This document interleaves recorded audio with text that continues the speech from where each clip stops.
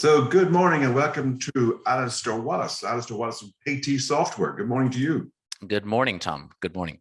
Great to have you here. And on behalf of all the thousands of people who are going to be receiving this, they're very interested to find out more about you and your business. So let's kick off. Sir. Can you tell people, what do you do and how long have you been doing it? Okay, well, currently in my current role, I'm responsible for business development in both UK and Ireland for Payt Software, accounts receivable process automation software. And I have been doing it full-time since February 2021. I invested in the company back in January of 2020. And then I sold my shares in another business, and then I moved into this full-time. So that's what I'm doing. So for the last 2 years or so, that's what I've been doing. Excellent. Okay. And can you just give the listeners, who is an ideal customer? Who's the best customer for you? What kind of customer? The ideal customer for us would be a customer who understands that they need to scale. Now we're talking about, I'm talking about cash flow. Our software is purposely dedicated to automating your accounts receivable process as much as it can, to increase your cash flow, but also to decrease your manual accounts receivable tasks. So the ideal customer for us would understand that there's a 21st century digital tool out there that will allow them to scale the business using this tool, improve their cash flow, decrease their manual tasks, and redeploy their resources, time resources elsewhere. So that's the customer. So typically that customer across many different verticals, all verticals obviously, but somebody who's from anywhere from 50 invoices, open invoices that you're sending out per month to thousands. We have, we've over 2,500 clients across all different sectors, different sizes and all the rest. But so that's kind of typically our customer. So ultimately, then it's also saving them time. Would that be a major factor? A massive amount of time. Now, I'm trying not to be salesy about this, but yeah, no, I get that. But just I think it's important that they know. So this also will actually save you time. Yeah, so you're talking about saving roughly 80% of the time you're doing manually now, right? Now, how I equate when I'm doing demos and and not being salesy, I'm trying to explain to people, just how big a leap it is from manual to what we can give you, right? If you've been digging a trench with a shovel for the last 20 years, and one day I loan you a JCB, will you ask me for the shovel back, right? Well, that's so so how much time do you save, right? It all depends on how big of a trench you're digging. Yeah. So tell me, okay, you've been going at this for a while. So COVID, did that have a major impact on you? Or? I think it's a major impact on everybody. In terms of its impact on ourselves, I think it has had a positive impact because prior to COVID, doing a face-to-face Zoom meeting or Zoom meeting like this was always considered a lazy option, if you will, right? Most people said, no, I prefer to meet you face-to-face and with better business and all the rest. I think COVID actually has given us has propelled our ability to be able to meet people, right? Because I would still say that a face-to-face, right, in the right circumstances is the right way to do it, right? But there has to be certain qualifying criteria to get you to that circumstance. So now you have the ability with COVID being there that, like, if I have a client now, and I'm going to say this in a funny way, but if I have a client now who says to me that I know they don't qualify for face-to-face, it's not such a big man or anything, but it's just, just maybe for lots of reasons I shouldn't fly to meet them, right? And if they insist, I normally say, of course I will. And then I cough. And then they say, actually, let's just do this on Zoom. Oh, very good. Just say 500 quid there. Yeah. Those two little coughs will get you a lot. Yeah. Very good. So the pandemic came along, and I agree with you totally that it has changed everything, but also brought a lot of opportunity. So for your team that you're now running around Ireland and the UK now, have you kind of changed a lot of your processes because of the pandemic? Not as such.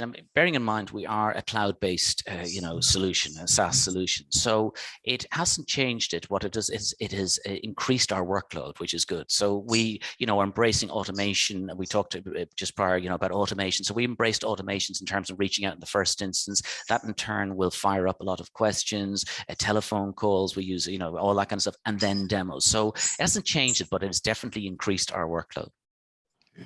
And tell me that you were in street furniture before this business as well. So yeah. As a business owner, what is learning you think you've got? Business learning, that's a good one.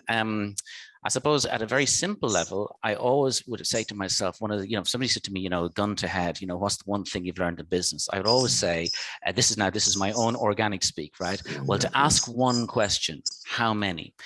That one question has helped me make decisions all the way through my business life. An example: you're running a sales team, and one of the sales guys says to you, "I need to get brochures printed because I keep getting asked for them." And then the first question I would say, "Well, how many?" I go, "Well, what do you mean how many?" "Well, how many times have you been asked? How many brochures should we get done?" So if I was to learn one thing, it is always ask how many, just get a metric on it. And that will help you decide whether it's worth investing or pursuing or otherwise. I like that. I like the way you're thinking there. So when you were growing up, and you're obviously still a young man, whatever, is this what you've always wanted to do, what you're doing now? The funny thing was, because I have daughters now who are going to be doing, the CAO and everything. I put down in my CAO, I forgot even what I put down, but when my mother, she's unfortunately passed away now, but when my mother came back and was telling me, you're now into agricultural in UCD, I didn't even think, I couldn't remember even putting it down, right?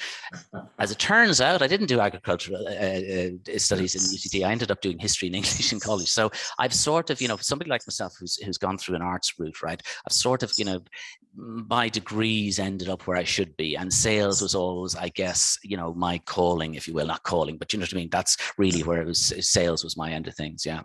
Okay. And what, in the general space, what do you think are your biggest learnings in business and in life? Ooh, in business and in life, I would think the big one is that discipline and consistency. I don't know if you've ever heard of Benjamin Franklin's 13 Principles of Success, right? Well, they were written back in the 1700s, right? He claims he wrote them as a 20-year-old going across on a trip to the UK or something. Well, if he did, he was a genius, right? But they're super, right? 13 Principles of Success. But within that, some of them I really like, but ones are, consistency and discipline and order and all that kind of stuff. And that's what, I think in business and life, it really is, do what you say you're going to do, do it in a timely manner. And that will open up time for you to do other things if you're consistent and you have an order to what you do. So looking back, if I can take you away, what would you say to your 18-year-old self now starting a business? Oh, wow. What would I say to the 18-year-old self? I suppose now that where I'm at the moment, well, I guess it is just, if you're good enough, the money will follow you. So concentrate not on the money, just concentrate on being good at what you do and be willing to do it, whatever. Now, when I'm training people, and I have never done this, but this is in my head. I can tell a lot by a person if I ask them how to sweep a floor. I can tell straight away from a business point of view. If somebody comes in for an interview and you say to them, sweep the floor, you'll have three responses. One is indignant. How dare you? I shall never sweep the floor. I certainly don't want them working for me. The other is, I will do it, but I'll do it under protest, silent protest, and it'll be messy, right? I don't want that person working for me. The person I want to work for me, who I think I am myself, is how many floors you want me to sweep? What's my timeline? How well, I would do it the best possible way I possibly could. And that's how I go about my business, whether I'm sweeping a floor or whatever. And I think I bring that to, my sales and my sales management team and all the rest. So that's so the thing. Find what you like to become good at it, and the money will follow. The money will always follow. Don't worry about the money. The money will follow you if you're good enough. Yeah, there was a great video years back on from Facebook. I can't remember who the narrator was. His message is very simple: do something you like, become good at it, and the money will come. It'll always follow you. Nice there. So, Alastair, great. And as I say, it's just a simple and chat with you today. So, is there any offers that you'd like to make to Payt business that you'd like to offer to any listeners on this? Yeah, I mean, it was, obviously sales is my thing, if you will, but I understand in the space that we are in, for people to understand, as I explained to you about, the shovel versus the JCP, yes. There is a time that you have to get to understand that. And a nice saying that I say to my clients in demo is, if something is very, very important, it's rarely urgent. If it's very, very urgent, it's rarely important. So for me, the offer I make is that I will give a demo. Obviously, I give a demo regardless, right? But we're in no rush, right? But if somebody signs with us, we I give €250 off their implementation if so that's an offer I will to say to the first 20 people who sign for us, okay, which is pretty good. But there's nobody's hostage to anything in this situation. I say that to pique interest. I mean, ultimately, I think people are not swayed by just €250, although it's better than the slap of the fish. But I think what I'd like out of this is to introduce certain companies to the the whole principle of accounts receivable process automation, which sounds scary when you say it. Even when I say it myself, it sounds scary, but it's not. It's Think, Shovel, and JCB. That's and so to contact you then, paytsoftware.com.